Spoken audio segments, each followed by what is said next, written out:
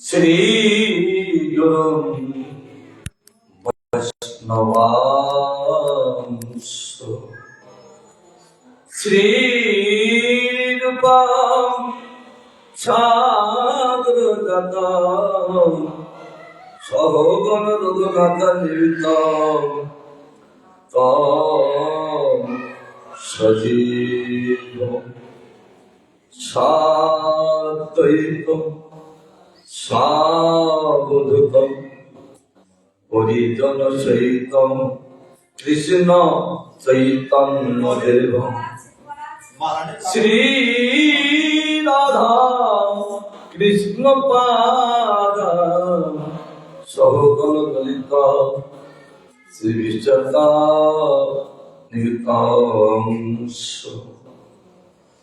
কৃষ্ণায় গোপীনাথায় মদন মোহনায় মদিশ প্রাণনাথায় গোবিন্দায় নমো নমঃ। রাধেতি নাম নব সুন্দর মুগ্ধম কৃষ্ণেতি নাম মধুরভূত কার দুগ্ধম সর্বক্ষণ সুরভিরাগ হিমেদরম্য তাদের বিভূমে রচনে খোদাতে নারায়ণ নমস্কৃত নরং চৈব নরোত্তম দেবী সরস্বতী ব্যাস তৎজয় মুদীরয়ে। হরে কৃষ্ণ কৃষ্ণ কৃষ্ণ হরে হরে হরে রাম রাম রাম হরে হরে। একটি শ্লোকের বন্দনা আমাদের সকলের বন্দনা করা হয়।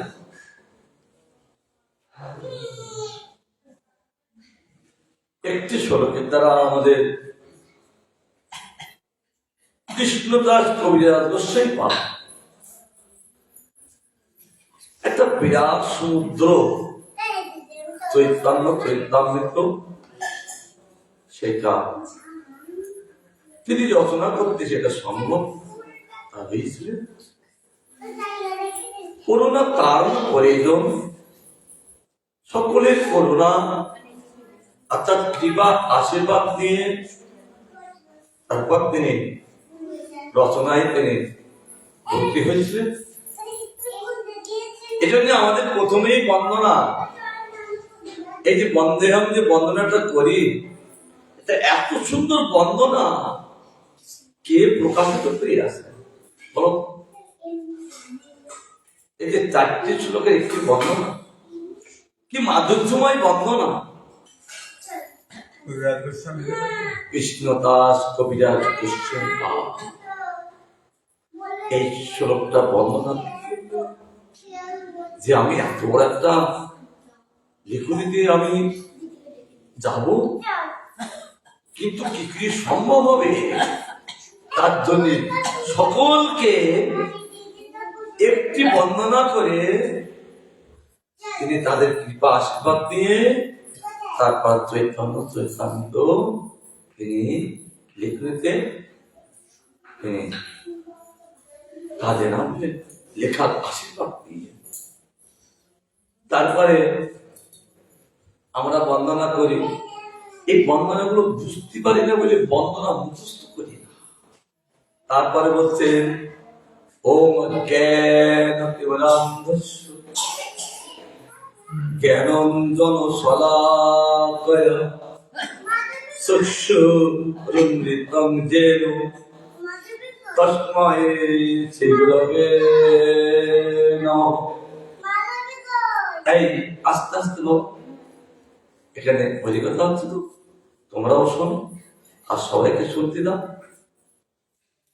তোমাদের যে খেলা আবার পরে হবে, আমিও খেলবো তোমাদের সাথে।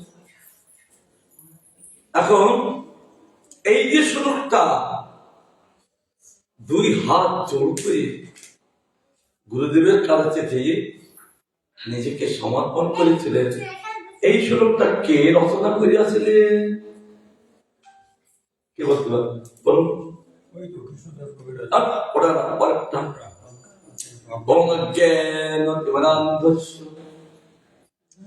জ্ঞানঞ্জন শলাকায়া চক্ষুরুন্মিলিতং যেন তস্मै শ্রী গুরবে নমঃ।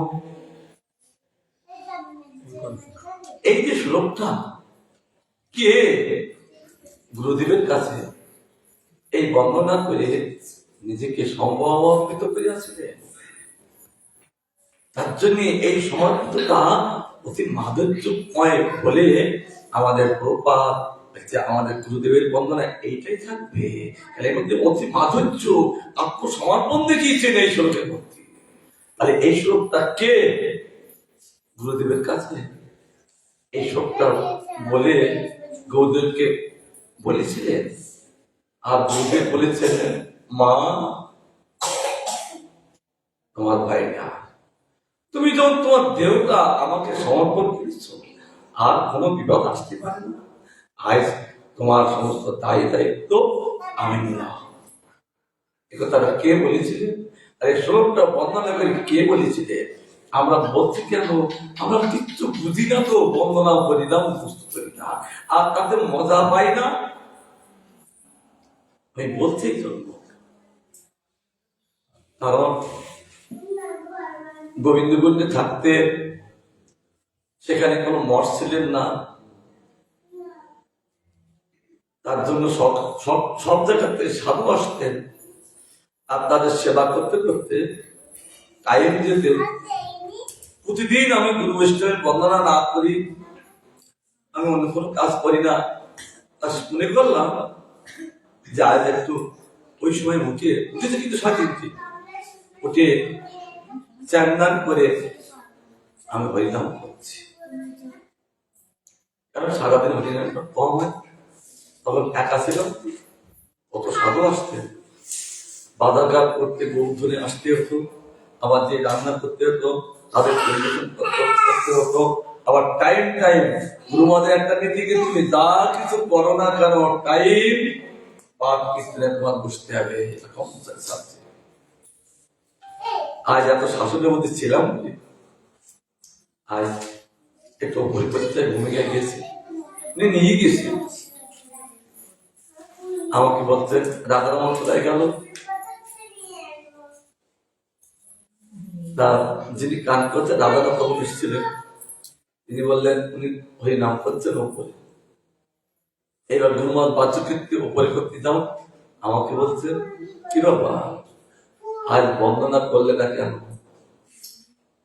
আমি বললাম গুরু মহারাজ এরকম সারাদিন সেবা করতে করতে টাইম যায়, তার জন্য আমি হরিনাম করে দিচ্ছি। বলছে এই গুরু বৈষ্ণবের বন্দনাই হলো হরিনাম। তুমি এই ওপরে বসে যে হরিনাম করতো, হরিনাম করে যেটুকু লাভ করতে পারবে না, তার চেয়ে গুরু বৈষ্ণবের বন্দনা করলে অধিক ফল লাভ করতে পারবে। আর গুরু বৈষ্ণবের বন্দনা হলো হরিনাম। হরিনামের পাত্র নেই। এই যে আমরা এখানে হরি কীর্তন করতে বসেছি, শ্রবণ করতে বসেছি, এও হরিনামের হরিনাম। কেবল শুধু হরিনাম করলে কেবল হরিনাম হয় তা নয়, কারণ আমাদের দুষ্ট মন হরিনাম করে না।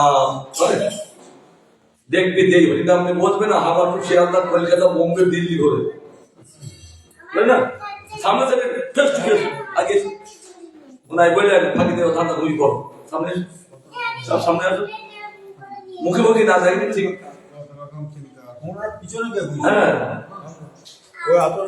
সামনে সামনে বসে তাহলে চোখে চোখে যদি না হবে, আমি থাকবো তোমাদের চোখে, তোমার থাকবে আমাদের চোখে, তবে কানেকশন চলবে।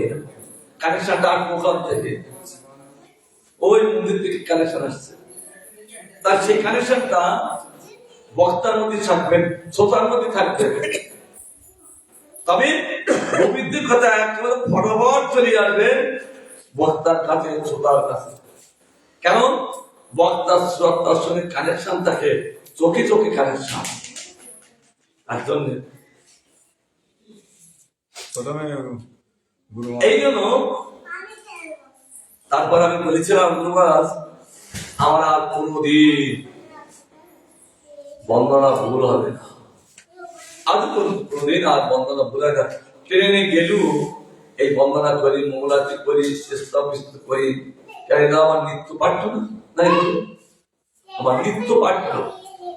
তার জন্য এটা আমার প্রতিদিন যেমন খেতে হয়, এই জন্য তার জন্য আত্মার জন্য এইগুলো সব করার দিতে হয়। এই জন্য আমরা যেখানে যাই না কেন, যেখানে থাকি না কেন, ওই গোবিন্দকে লক্ষ্য করা হলো প্রকৃত সাধুর লক্ষ্য, নইলে সাধুর লক্ষ্য থাকবে না। তার জন্য তারপরে যখন বন্দনা করতে লাগলাম, আর দেখতে মজা পাচ্ছি। গুরুমান যে কথাটা বলেছিলেন তার মধ্যে পরবর্তীতে সত্যি মধ্যে মজা আছে। বন্দনা না করতে পারলে কষ্ট হয়, এই কষ্ট যখন অনুভব আসবে,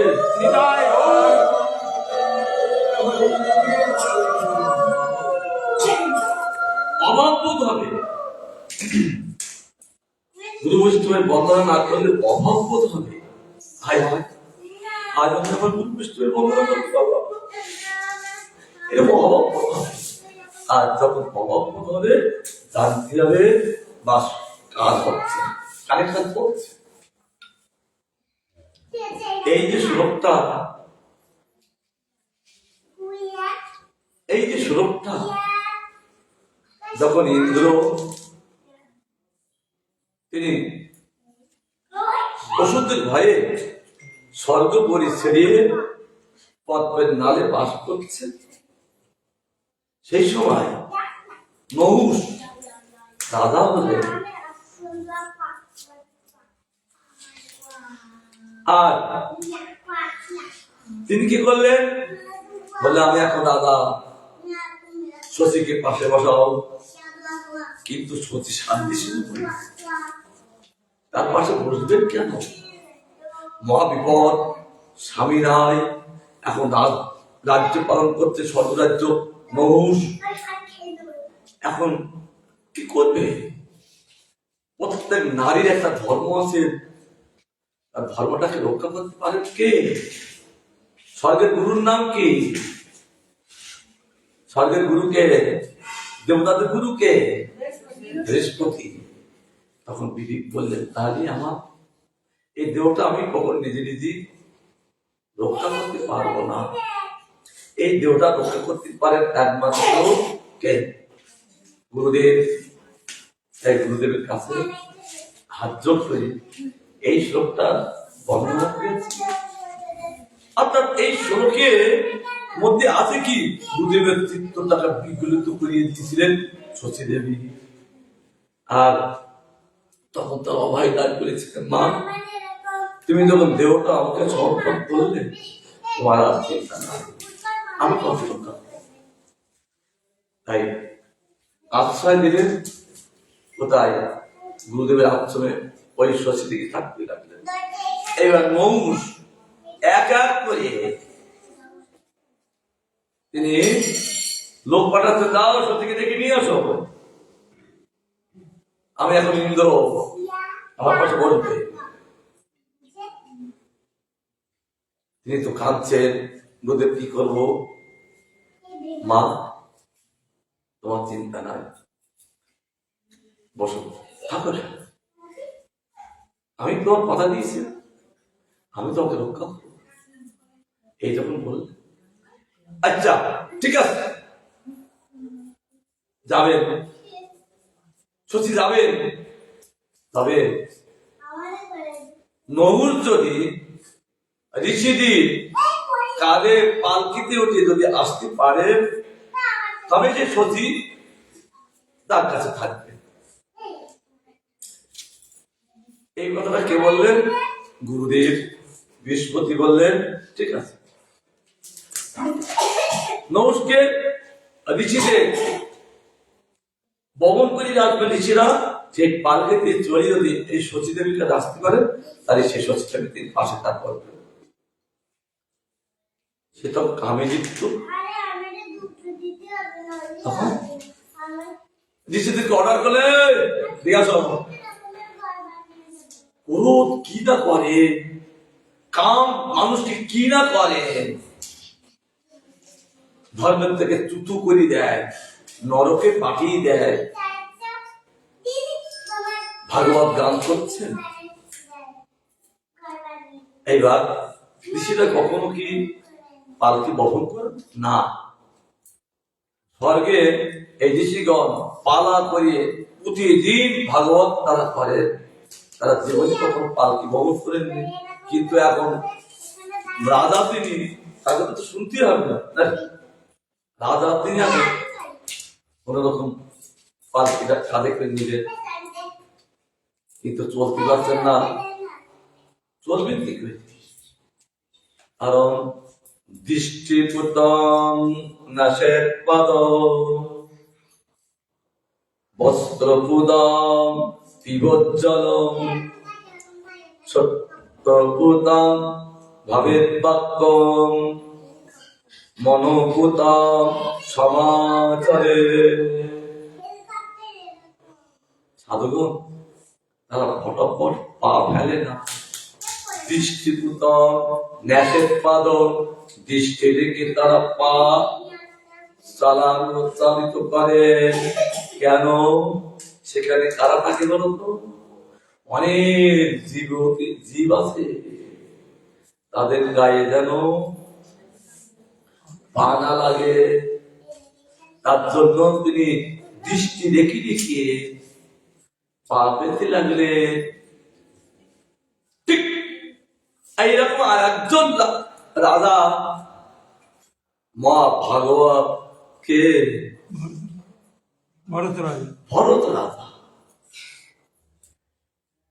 তাকে এরকম পালকি বহন কার্যে মুষ না রূপন রাজা তিনি কাজে লাগিয়েছিলেন, কিন্তু চলতে পারতেন না। কেন? চলতে পারতেন কিন্তু নশের পড়েন তো, দেখি দেখি ফেলছেন কোন প্রাণীর গায়ে যেন আমার আঘাত না লাগে, যে যেন মৃত্যুবরণ না করে, তার জন্য দেখে দেখে চলতে গেলে কি একটু বহনের ধাক্কা লাগে, তার জন্য সেখানেও তাকে। আর এখন এই মুহুর বলছেন, এই কি ব্যাপার, এ কি চলতো, তাড়াতাড়ি যাও। তখন তো সংস্কৃত ভাষা, সংস্কৃত ভাষা বলতে দেব ভাষা, তরিতম সর্ব তরিতম সর্ব তরিতম সর্ব, তার মানে কি তাড়াতাড়ি চলো, তাড়াতাড়ি চলো, তাড়াতাড়ি চলো। ঋষিকেন চলতে পারছেন না, আর বলতে তাড়াতাড়ি চল, আর কি চলবে? ওই যে প্রাণী আছেন চলতে পারছেন। সেটা অসন্তুষ্টি করছে যে তরিতম সর্ব মানে বারবার সর্ব হতে সর্বজয়ী প্রাপ্ত, সংসে মানুষ সর্বজয়ী প্রাপ্ত হলে।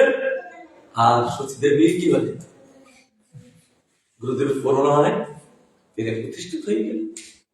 বহুপদ বললেন এই সুরক্ষায় আমাদের বন্দনা হবে।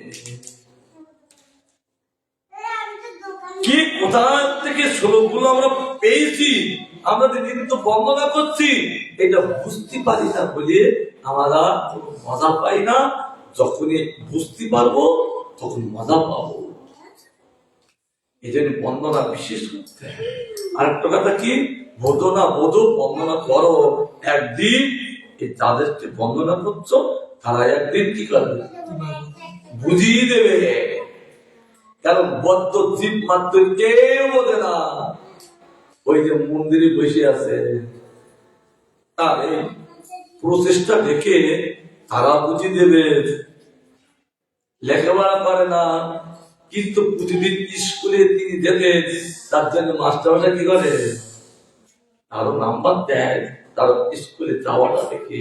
আর আমরা যদি এইটা মৃত্যুকাল যদি এইরকম নিষ্ঠা করে ভগবানের সামনে যদি হরি কীর্তন করি, বুঝি না বুঝি, তার আত্মিক উৎকণ্ঠা দেখে ভগবান নিজেই তাকে বুঝিয়ে দেবে।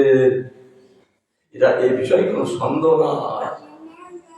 কৃষ্ণ যারা কৃপা করে কোনো ভক্ত এই জন্য এইবার নিজ নিজ গুরুদেবের বন্দনা তো হলো, এবার আলাদা আলাদা পরম গুরুদেবের বন্দনা তো আছে। এইবার জগৎগুরুর বন্দনা আমাদের যাই। জগৎগুরুকে ভক্তি সিদ্ধান্ত সরস্বতী গোস্বামী ঠাকুর এই বন্দনা রচনা কে করলে? তিনি ছিলেন ভক্তি রক্ষক সিদ্ধা গোস্বামী মহারাজ, প্রভুপাদের শিষ্য। তিনি ছিলেন সংসারী। যখন প্রভুপাদ প্রচারে গেলেন আর প্রভুপাদকে দেখলে সংসার সঙ্গে সঙ্গে জলাঞ্জলি দিয়ে পরিত্যাগ করে প্রভুপাদের কাছে এসেছে। আকর্ষক শক্তি কেমন প্রভুপাদের গানের দ্বারা সব দৃষ্টান্ত প্রত্যক্ষ প্রমাণ দিয়ে দেখালেন। তার জন্য প্রভুপাদের বন্দনা, এমন বন্দনা করলেন। তিনি সেই সময় বড় পণ্ডিত ছিলেন, ভক্তি রক্ষক সিদ্ধ গোস্বামী। ওই যে কোথায় কোলদ্বীপী মঠ করেছেন, জল মন্দির যেটা বলে নবদ্বীপে, এবং ওই বন্দনা যখন তিনি ওই প্রণামটা যখন লিখেছিলেন, ওই লেখাটা প্রভুপাদের হাতে পড়েছিলেন। প্রভুপাদ দেখে তিনি খুব আনন্দ পেয়েছিলেন। আমি যে কি বস্তু, আমি যে কে, আমার এই মহারাজ একটি শ্লোকের মধ্যে তিনি সব প্রকাশ করলেন। কি নমঃ বিষ্ণু পাদায় কৃষ্ণ পৃষ্ঠায় ভূতলে। প্রথমে তার কি বন্দনা? নমঃ বিষ্ণু পাদায়, অর্থাৎ বিষ্ণু নিজজন। এই জন্য সেখানে ওম বিষ্ণুপাদ বলতে হয়, সেখানে গুরুমত বলেছে নিত্যুল্লাহ বলতে হয় না। কারণ এই মন্দিরে যারা পুজোতে সেবিত হচ্ছে তারা নিত্যুল্লাহ কি করে হলো? অর্থাৎ তার নিত্য সেবিত হচ্ছে, তারা তো নিত্য লীলায় আছে গোবিন্দের কাছে। বলার দরকার কি যারা নিত্য সেবা নিচ্ছে কার কাছ থেকে? শিষ্যের কাছ থেকে। নিত্য লীলা মানে গৌরব নেওয়া যায় না, এখানে থাকে, এখানে আছে। তার জন্য ওম বিষ্ণু পাদায় কৃষ্ণ পৃষ্ঠায় ভূতলে শ্রীমতে ভক্তি সিদ্ধান্ত সরস্বতী নামিনে। এই যে বন্দনা, তিনি বিষ্ণুর অতি নিজজন। শুধু তাই না, পৃষ্ঠায় ভূতলে, পৃষ্ঠ সঙ্গে কি শুধু প্রিয় না, আরো বিশেষণ লাগাও, অতি প্রিয়। কার? কৃষ্ণের। তিনি অতি প্রিয়। শুধু প্রিয় বললে তার মহত্ব কিচ্ছু হবে না।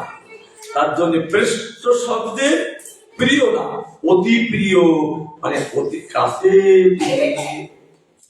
তিনি এসে গেছেন ভাষ্য ভানবী দেবী। তিনি কে? ভাষ্য ভানবী দ্বৈত দাস, ব্রহ্মচারী নাম। কে দেখেছেন? গৌর কিশোরদাস বাবাজি মহারাজ। তার এই ভাষ্য ভানবী দ্বৈত দাস, তাই বলছেন ভাষ্য ভানবী দ্বৈত দাস। তিনি গৌর কিশোরদাস বাবাজি মহারাজ রাখলেন। তার জন্য ওই শ্লোকের বন্দনা। আর কি লাগলেন? মাধুর্য উজ্জ্বল ব্রহ্মাণ্ড, মাধুর্য উজ্জ্বল ব্রহ্মাণ্ড যে রূপ, উন্নত উজ্জ্বল রস। তিনি যে কোন যুগে গৌর সুন্দর, অর্থাৎ যেটা তিনি প্রচার করেননি। আমার রূপগোস্বামীপাদ যে বস্তুটাকে তিনি অনাথ পিতার চরণ করোনায় অবতীর্ণ কাল সমার ভয়ের উন্নত উজ্জ্বল ভক্তি ছিলাম। এই যে শ্লোকে যে কথাটা রচনা করেছেন, সে মাধুর্য উজ্জ্বল রস, সেইটা তিনি এই জগতে প্রকাশ করবেন। আর কে? নমস্তে গৌরবাণী শ্রীমুক্তায় দিল তারিণে। গৌর সুন্দর 48 বছর লীলা করে যখন গেলেন, তিনি একটি বাণী রেখে গিয়েছিলেন। বাণীটা কি? পৃথিবীতে আছে যত নগর অধিগ্রাম, মুখস্থ মানে বুঝি না, সর্বত্র প্রচার হইবে মোর নাম। এই বাণী মুক্তিমান হয়ে প্রপাত রূপে জগতে তিনি এসেছেন। তাই জন্য নমস্তে গৌরবাণী শ্রীমুক্তায় দিল তারিণে। গৌরবাণীটা মুক্তিমান হয়ে তিনি এই জগতে এসেছেন।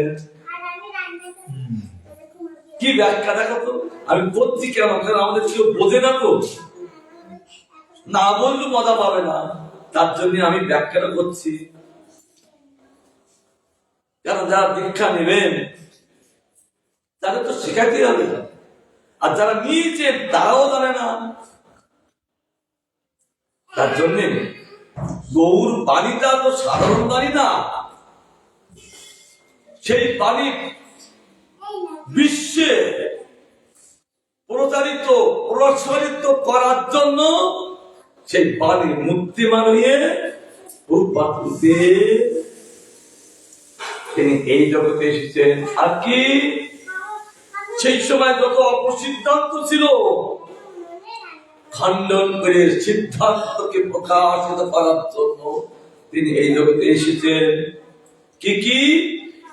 আউল বাউল, পত্তাবাদা, নিরাদর বেশাই, সৌধিয়া সতী বেশি, স্মর্তদা গোসাই, প্রতিবারী চূড়াধারী, গৌরাঙ্গ নাগরী, তোতাকায়ে এ 13 সঙ্গ নাই করি। সেই সময় তো এই অপসম্পদা ছিল কটা? 13টা।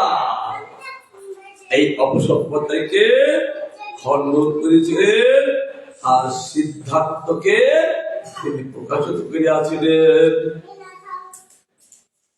আবার রাধারানী বলছেন ঠিক আমি ঠিক এইরকম ব্যাখ্যা ওই পদের পূজায় আমার তখন বৈজ্ঞতা দিলেন। আমি তখন বলছি আমি আর বাইরে বৈজ্ঞতা বলবো কি, ওনার বর্ণনার মধ্যে ওনার মহত্ব হয়েছে। তারপরে বর্ণনা করেছিলাম, তাকে সকলে আনন্দ বলে বাহ, এত সুন্দরের মধ্যে বর্ণনা আছে, তার মহত্ব আছে, কেউ জানে। আবার রাধারানী বলছে তিনি আমার প্রভুর অতি প্রেষ্ঠজন, কে গৌর কৃষ্ণ প্রেষ্ঠায় মানে কৃষ্ণের অতি প্রিয়জন, নিজজন। আবার আমার প্রভু যখন নদিয়াতে গেলেন গৌরূপে, আবার গৌরীর বাণী রেখেছিলেন, যে বাণী মূর্তি হইয়ে তিনি প্রপদ রূপে জগতে প্রকাশিত। তাই গৌর সুন্দরের প্রিয়জন, আবার কৃষ্ণের প্রিয়জন, তাহলে তিনি কি আমার কেউ হবে না? তখন রাধারানীর নয়ন মূর্তিমান হয়ে প্রপদ জগতে প্রকাশিত হয়েছিলেন। এই জন্য তিনি নয়ন মঞ্জুরি। তাহলে 3 জনের তিনি মূর্তি, তিনি কৃষ্ণের একটা মূর্তি, গৌরীর একটা মূর্তি, আর রাধার একটা মূর্তি। তিনি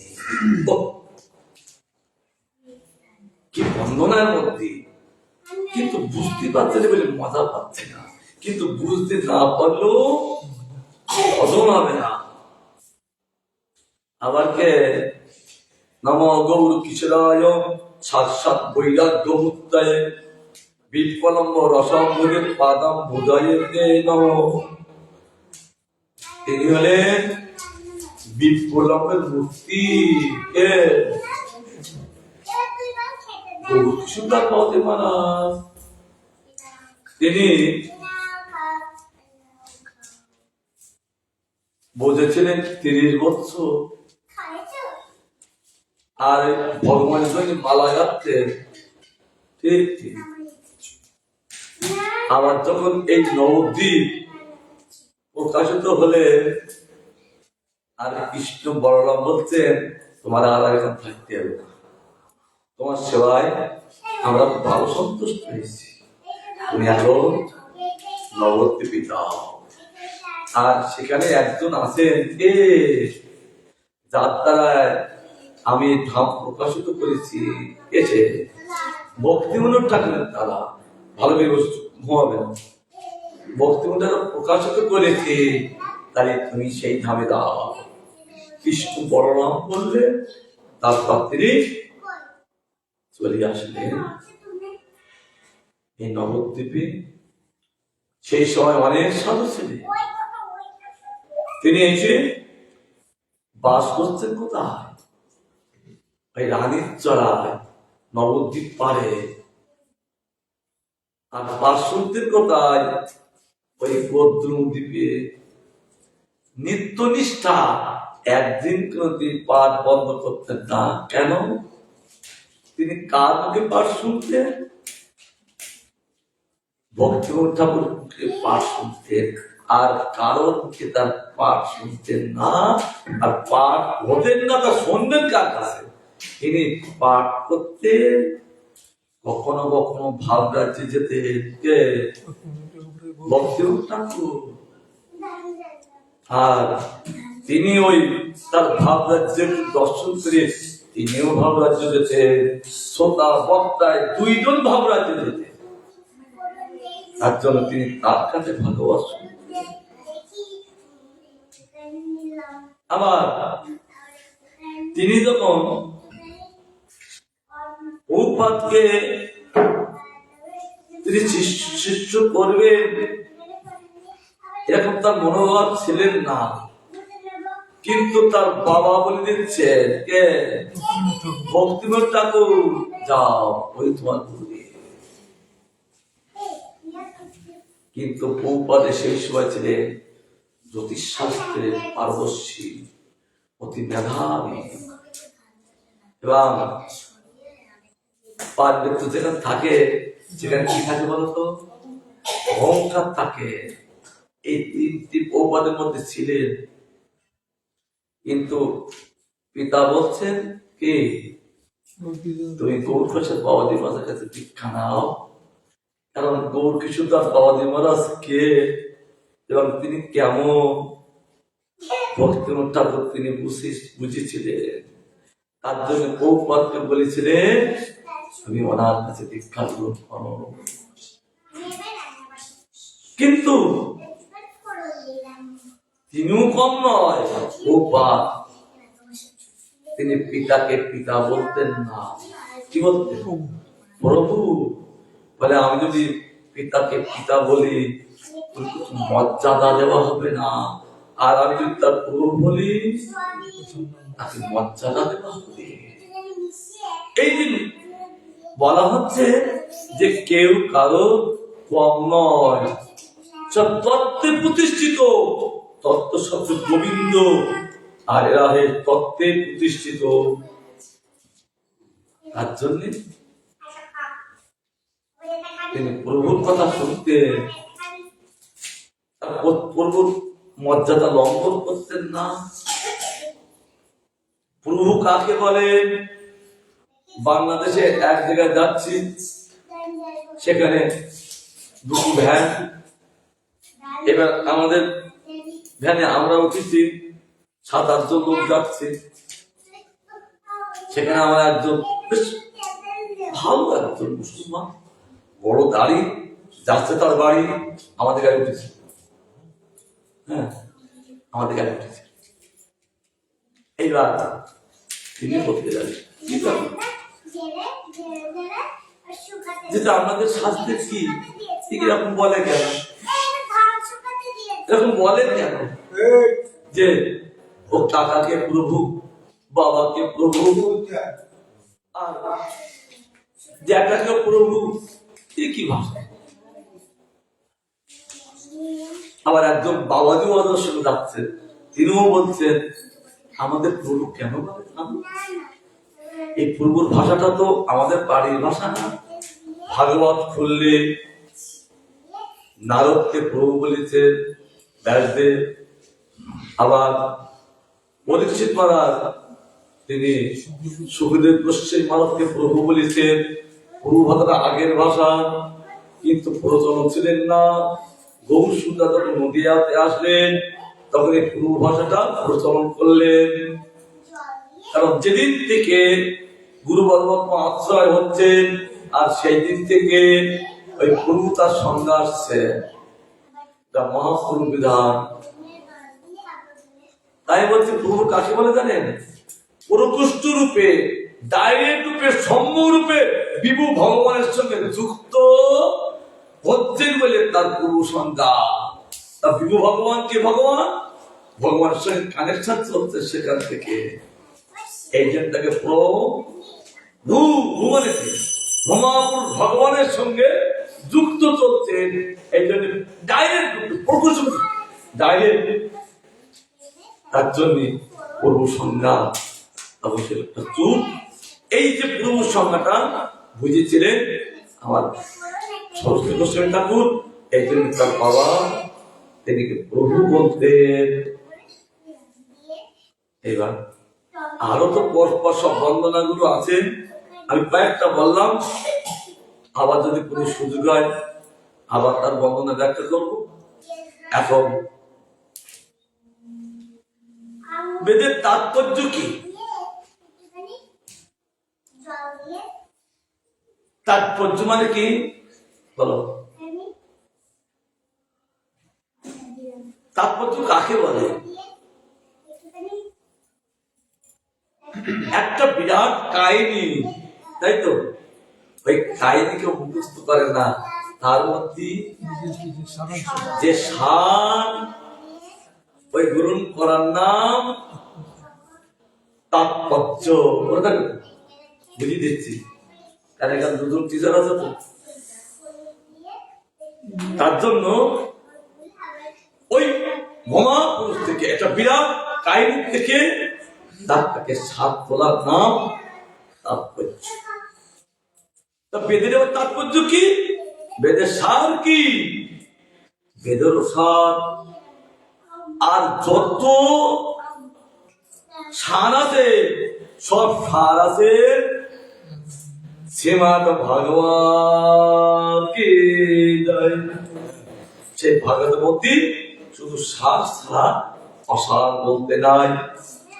সর্ববেদান্ত সারাঙ্গী ভাগবত মিশ্যতে তৎপ্রসাদ তীর্থস্য নান্যতর সত্যি। এই ভাগবত রস যিনি পান করেন তার অন্য রস পান করার তার কখনো রুচি থাকে না।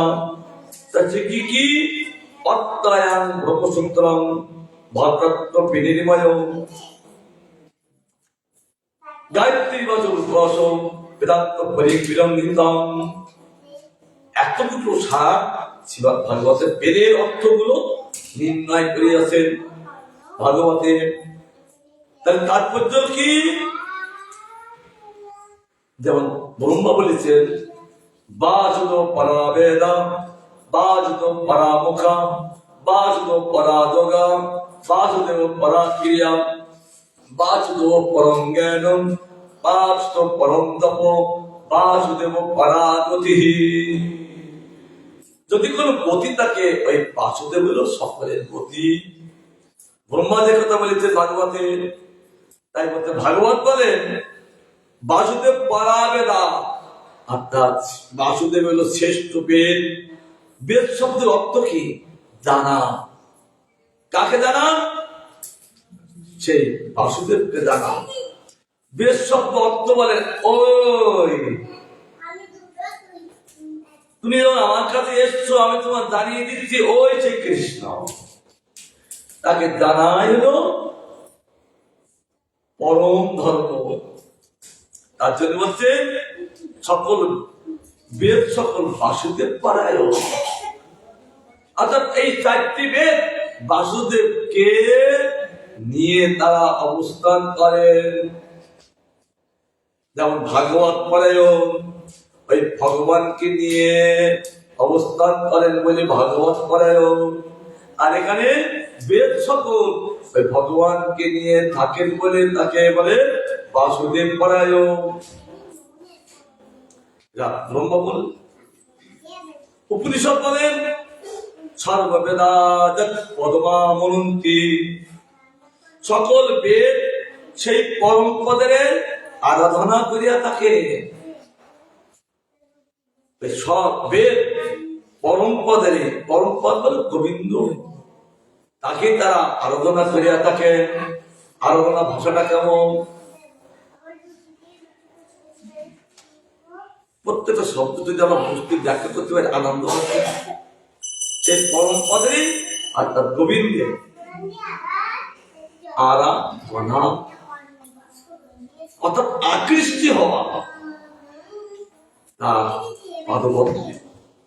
যেমন বৃন্দাবনে দুইজন দুটি ছেলে, এক বিরাদুতি এক বৃন্দাদুতি, তাদের কার্য হইল প্রতি ঘরে ঘরে দিয়ে কৃষ্ণের কথা পরিবেশন করিয়ে, কেবল পরিবেশন না আকৃষ্টি করিয়ে তাদের গোবিন্দের কাছে অভিশাপ করতেন।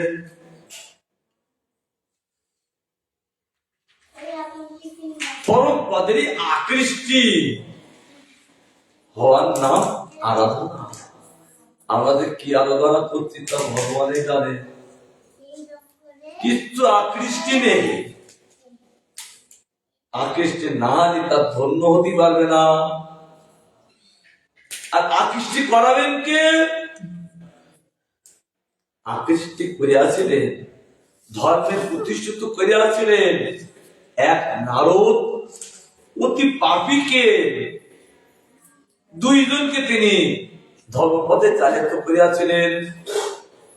কে সে? এক হল চৈতন্য চৈতামৃতে ব্যাগ, আর একজন হলেন রত্নাকর্যস্যু। এমন পাপীকে যিনি পরিচালনা করতে পারেন, তার ধর্মে আকৃষ্টি করতে পারেন একমাত্র নারদ মুনি। তাদের সঙ্গে সঙ্গে পরিবর্তন। তিনি রত্নাকর্যস্যুকে পরিবর্তন করিয়া দিয়াছিলেন। কারণ তিনি এত পাপী, তার কোন সর্বদাই নরকে করতে হবে কিনা তাও ঠিক নেই, কিন্তু ওর মঙ্গলের জন্য নারদ মুনি এসেছিলেন। কারণ এত পাপী কেন? তাকে রাস্তা দিয়ে যাচ্ছে, তাকে ধন লুট করে ছেড়ে দিয়ে তারা যার কাছে যত ধন পাচ্ছে নিয়ে নিয়ে তাকে এই যে নারদ মুনি বলছেন, এ যদি ধনটা লুট করে নিত তাহলে হতো, কিন্তু ওদের প্রাণে মেরে দিচ্ছে, তো বহু অন্যায় কাজ করছেন। তার জন্য নারদ মুনি তার কাছে এসেছিলেন। নারদকে দেখে মেন কথা, সাধু দেখলে চিত্ত পরিবর্তন হতে বাধ্য। আর বিশুদ্ধ নারদের মতন সাধু যে তাকে দেখে একটু দেখলেন নারদকে, আর একটু চিত্ত কানেকশন কি সঙ্গে সঙ্গে তার আধা পরিবর্তন হয়ে গেল দেখার সঙ্গে সঙ্গে। এই জন্য সাধু দর্শন কখনো বিফল হয় না, একদিন না একদিন তার ক্রিয়া করে। নারদকে দেখে নারদ রত্নাকরে ক্রিয়া করলো। নারদ যখন বুঝতে পারলেন এখানে যদি উপদেশ বলি তাহলে শুনবে, কারণ ও অর্ধেকটা সাধু হয়ে গেছে, এরকম বলতে হবে, তাহলে বুঝতে কোনো কষ্ট হবে না। তাহলে আমি এরকম উপদেশ করলে বুঝতে পারবে। তখন বলছেন, রত্নাকর তুমি এই যে অন্যায় কাজ করি, তুমি পয়সা করে কি করো? বলছেন আমি সংসারে দেই। সংসারে তোমার কারা আছে? আমার এক ছেলে, এক মেয়ে, একটা স্ত্রী, আর পিতামাতা। কয়জন হবে? কয়জন হবে? আর আমি কয়জন? না, 6 জন হলেন। আচ্ছা, তুমি এই যে অন্যায় কাজ করে পয়সা উপার্জন করে সংসার চালাচ্ছ, তাহলে এরা তোমাদের পাপের দায়ী হবে? কেন হবে না? আমি তো ওদের জন্য আমি কি করছি এবং এই কাজ করছি, তাহলে হবে না কেন? তুমি বাড়িতে একবার জেনে এসো। ও আমি জানতে যাবো, তুমি পালিয়ে যাবে। নারদ বলছে আমি তুমি পালাতে শিখি না। নারদ মুনি বলছেন আমি কোনোদিন পালিয়ে যাই না, আর পালিয়ে কিভাবে যেতে হয় তা শিখি না। আর বাস্তব সাধু তো নির্ভয়, তারা কার কোথায় পালাবে, তারা পালাতে শেখে নাই, আর পালাতে জানেও না। তথাপি তাকে বেঁধে দিয়ে গেলেন, বলছে তুমি যতক্ষণ না আসবে এই যা বেঁধিছ আমি ইচ্ছা করলে কেটে পালিয়ে যেতে পারি, কিন্তু যাবো না। সাধুর করুণা হলে কি না হয়। তখন আগে যে জিজ্ঞাসা করছেন কার কাছে, তার সহধর্মীর কাছে। আচ্ছা আমি যে অন্যায় কাজ করে যে পয়সা বর্জন করছি, তোমাদের ভরণ পোষণ করছি, এর পাপ তুমি নেবে কেন না? তুমি আমাকে নিয়ে এসছো, কিভাবে কি করতে হয় তুমি জানো, এর পাপের ভাগ আমি যাবো না। ছেলে মেয়ের কাছে জিজ্ঞাসা করলেন একই কথায়, পিতা মাতার কাছে জিজ্ঞাসা করলেন এই একই কথায়। বলে কেন? আয় তোমার ছোট্ট থেকে বড় করেছি, এখন আমরা বৃদ্ধ হয়েছি, তুমি উপার্জন করে আমাদেরকে খেতে দেবে। আর কিভাবে কি উপার্জন করবে আমাদের কি জানার দরকার আছে? আর তার আমরা পাপের ভাব নেব না। এখন এবার কি হয়ে গেল? কি খুলে গেল? বিবিকে বিবিকে দ্বার খুলে গেল। ওই দ্বারটা খুলে দিলে দিয়ে বলো তো, বলে আমি যদি তোমার দ্বার খুলে দিতে পারি, কিন্তু দ্বারটা ফলে খুলে দেবে তোমার পরিবার। চুপ করে শোনো, উল্টো পাল্টা বলতে এরা ভালো শিক্ষিত, খুব চুপ করে শোনো। শিক্ষিত লোক নয়, তারা শুনিয়ে নেয়। আর যারা ওপরে পুটুক পাঠাক করে পরিচালনা করতে কম বুদ্ধি, কোথায় এই জলে দেখেন পুটুক পাঠাক করছে, কিন্তু জলের তলা যারা আছে না ওরে গম্ভীর, এই জন্য পুটুক পাঠাক করলে আমরা শুনে নিতে হবে। আর আমি তার বিবেকটা খুলে দিতে পারি, কিন্তু আমার খোলাটা অতটুকু মাধুর্য হবে না। কে বলতে বলতো? নারদ। কিন্তু ও তাদের কাছে এই পয়সাটা পাঠাচ্ছে, তাদের দ্বারাই ওর বিবেকের দ্বারটা খুলে দেব।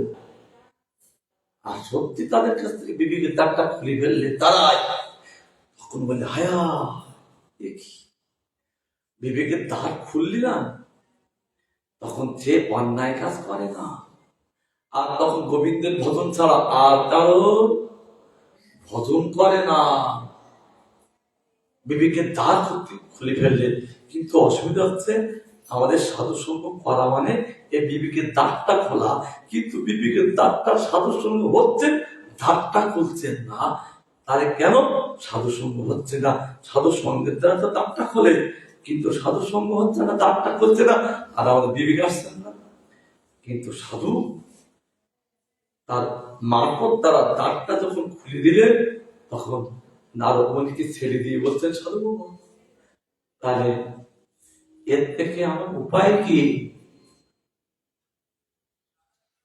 বলছেন উপায় আছে, অপারেশন করতে হবে তো, তাই না? আমার দাদার মধ্যে অপারেশন করতে, এরও অপারেশন করতেন কি দিয়ে? একটা নাম দিয়ে অপারেশন করতে হবে। কি নাম? রাম উচ্চারণ করো। এত পাপী,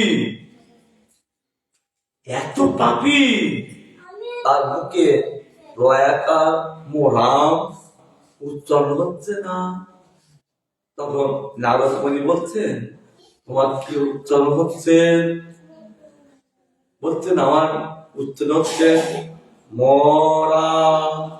নারদ মুনি বলছে একেবারে খারাপ নয়, যে সোজা বললে রাম আর উল্টো বললে কি আগে, কারণ মটা আগে আসছে আর রটা পরে যাচ্ছে।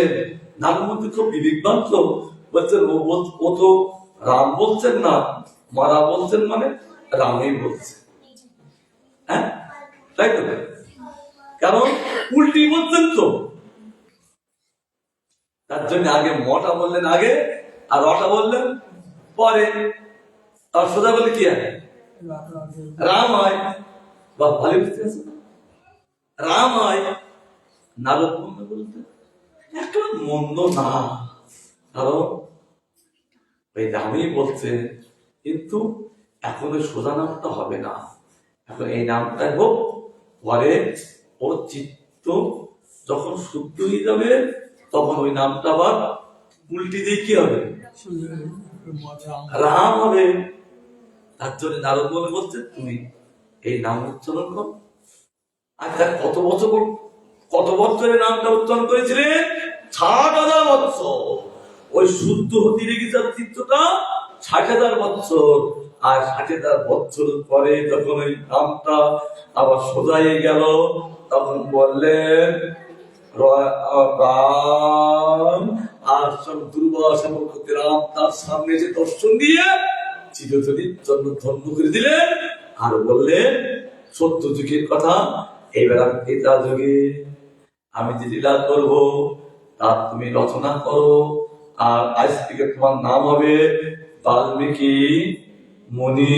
কারণ তার দেহটা সব উই পোকা খেয়ে শুধু হাড় গুলো ছিল, আর সব ঢিবি হয়েছিলেন।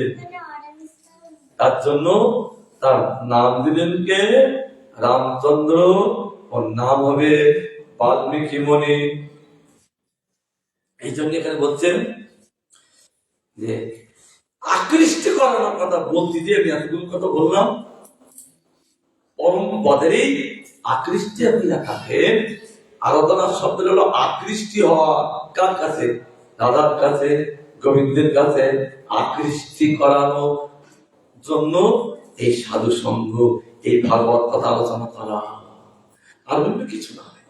কারণ আকৃষ্টি না হলে নির্মল বোধন হয় না, আর নির্মল বোধন না হলে তার পদপদ্ম সেবা লাভ করা যায় না। তার জন্য আকৃষ্টি করানো হলো এই সাধু সঙ্গ। আকৃষ্টি করাবেন কে? এই গোবিন্দের কথা।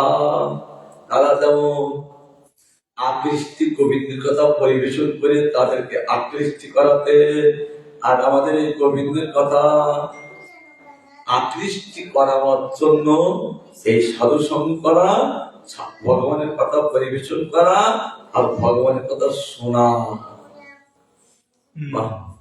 সুন্দর বলছেন। আবার গীতায় শ্রীকৃষ্ণ বললেন সর্বস্ব বেদই রহমের বেদ। আমি সকল বেদের একমাত্র বেদ্য প্রতিপাদ্য বস্তু। কেন? আমি ছাড়া বেদের প্রতিপাদ্য আর দ্বিতীয় কেউ নেই। এই জন্য আমি একমাত্র বেদের প্রতিপাদ্য, অর্থাৎ আমি একমাত্র সকলের পূজ্য। আমার আরাধনা করা হলো বেদের তাৎপর্য। এই জন্য আমি হলাম একটা বস্তু। আবার বস্তু কাকে বলে? আমাদের ভক্তিবিনোদ ঠাকুর জৈব ধর্মে তুলে দিয়েছেন প্রথম অধ্যায়ে। বলছেন ভস ধাতুকে কুপত্তায় হইলে বস্তু বলে। সেটা কেমন? যার অস্তিত্ব আছে বা যা প্রতীতি, তাকে বলে বস্তু। অস্তিত্ব কে থাকে? আমার থাকে। এটা আজ আছে কাল নাই। এই মাইক জগতের যত বস্তু আছে, এই বস্তু হলো অস্তিত্ব থাকে না। তাহলে অস্তিত্ব কে থাকে? ওই মন্দিরে বসে আছে তিনি। আজ আছে যেমন, কালও তেমনি, পরেও তেমনি। তিনি সব সময় থাকে, তার কোনো অস্তিত্ব নষ্ট হয় না।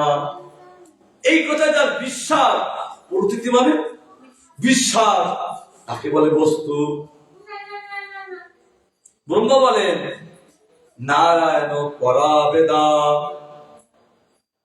বেদ সকল নারায়ণ পরায়, বেদ সকল নারায়ণকে আশ্রয় করিয়া থাকে, তাকে বলে পরায়।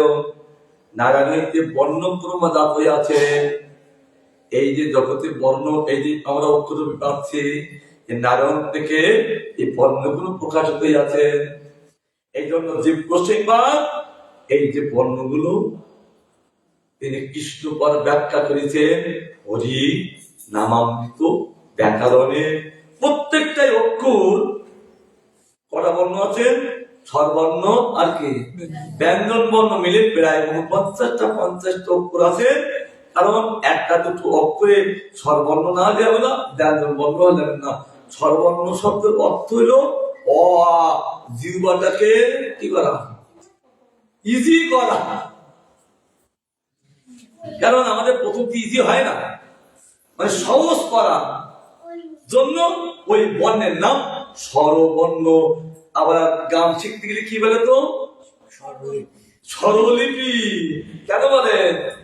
সেটা কি? সা রে গা মা পা দা নি সা। এটা সহজ হবে জিহ্বা থেকে ওই সুন্দরভাবে আনার জন্য তাকে বলে স্বরলিপি। আর আমাদের জিহ্বা কখনো নাম উচ্চারণ অক্ষর উচ্চারণ করতে পারেন না, তার জন্য স্বরবর্ণ। স্বর মানে জিহ্বাটাকে অনেক সব দোষ থাকে, মানে করতে থাকে, কিন্তু ওই দোষগুলো কাটাবার জন্য ওই বর্ণগুলো প্রথম আগে এসে আমাদের উচ্চারণটা ভালো করায়। তারপর ক। আবার এই যে বর্ণগুলো সব নারায়ণ পরায়ণ। কেন? দেখবেন অ আ শব্দবর্ণ কোথায় যাচ্ছে? সে নারায়ণের কাছে যাচ্ছে। এই জন্য অক্ষরগুলো সব নারায়ণ। খুব সুন্দর চলছে, মনে হচ্ছে সারা রাত পাঠ করি, তোমার পরিশ্রম নেই। সত্যি পাঠের এমন একটা মাধুর্য। তাই বলছেন এই জন্য এই জগতে আমরা অক্ষরগুলো কোথাতে পাচ্ছি? ওই বড় জগতের নারদ থেকে এই জগতে অক্ষর এসছে। আমরা মনে করি আমরা পড়াশোনা করি, আমি চাকরি মনে করছি। এই ভগবান যদি অনেকে হাজার চেষ্টা করলো একটা বর্ণ ধরতে পারে না। এই একজন মোদি না আমাদের এর আগে 30-35 বছর রাজত্ব করে কে? জ্যোতিবাবু।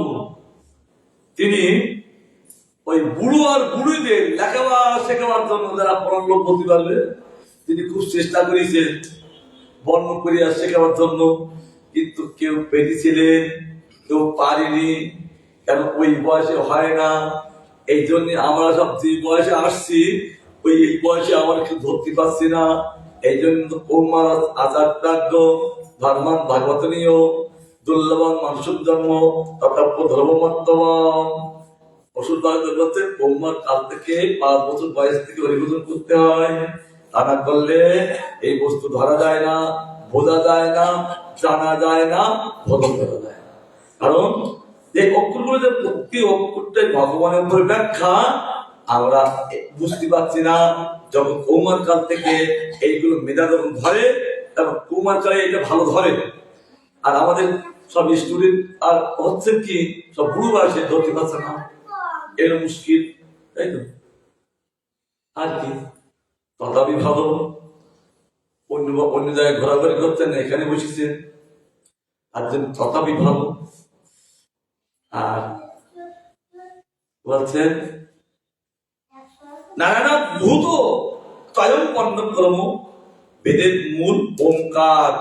নারায়ণ ভূত, তিনি ওঙ্কার, সে ভগবানই এক অক্ষরে অবস্থান করেন। সেখানে 3টি অক্ষর আছে, অকার, উকার, মকার। তাকে বলে ওম।